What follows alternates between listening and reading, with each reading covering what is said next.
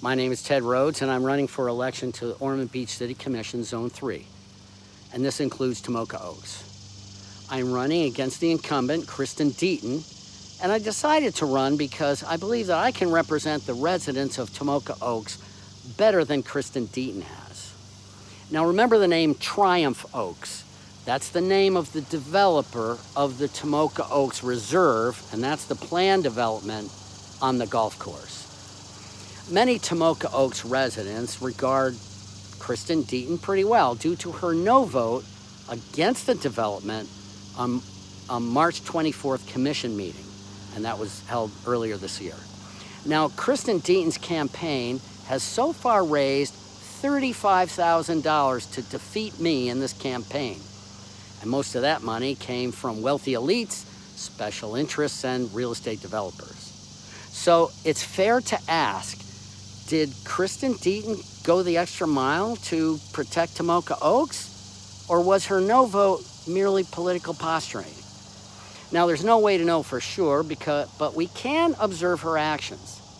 Now, prior to the commission's vote, Deaton met only once with members of the Tomoka Oaks HOA, and that was in January, 2 full months before the March 24th meeting.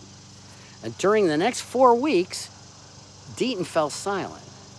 She had no further communications with Tomoka Oaks residents up to the time of that meeting. Deaton's biggest letdown was in failing to garner that one more crucial vote from her colleagues that were on the commission. Then, after the vote, Deaton failed to meet again with the residents to discuss further strategies. What legal actions could they take? Might the community activism help their cause? And once again, Deaton fell silent and has not met with the residents ever since, and pretty much left them to their own devices. Now, I would have served Tomoka Oaks residents differently. I would have regularly kept the Tomoka Oaks HOA board updated, and prior to that crucial meeting, I would have called for commission workshops, and I would have tried to obtain preliminary commitments from each of the fellow commissioners. Now, this is highly unorthodox in a workshop, but this particular instance actually called for desperate measures. Now, on the day of the March 24th meeting, I might not have been able to secure that vote either, but I would have applied maximum effort to get it. And as of yet, going forward, this is by no means a done deal. Tomoka Oaks, Triumph Oaks, they owe many more items in their application before it's approved. So the city, Ormond Beach, still holds plenty of leverage over this developer.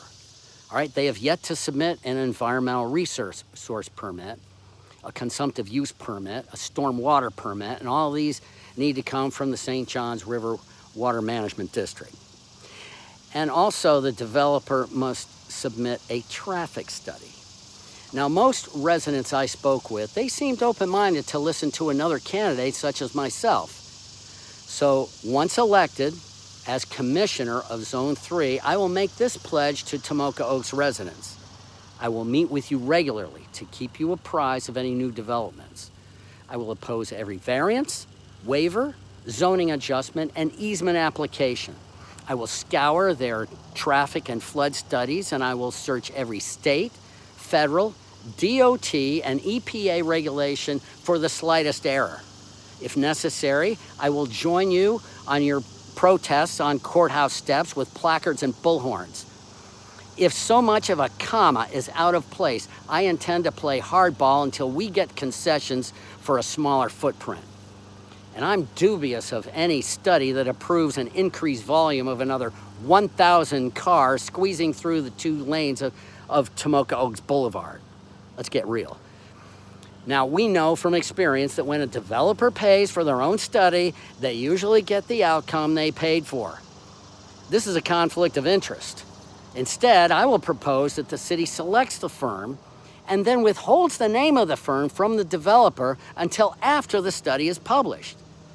Finally, there's one trump card that may stop this development cold. The developer must secure an easement from a resident in order to connect a sewage line from a manhole cover on St. Andrews connecting into their development. Now beware, homeowners, you can expect them to offer a huge amount of money to secure this easement. So it will be very tempting. But if you stand in solidarity, Triumph Oaks may never be able to break ground. With this multi-directional front, we might be able to win some concessions.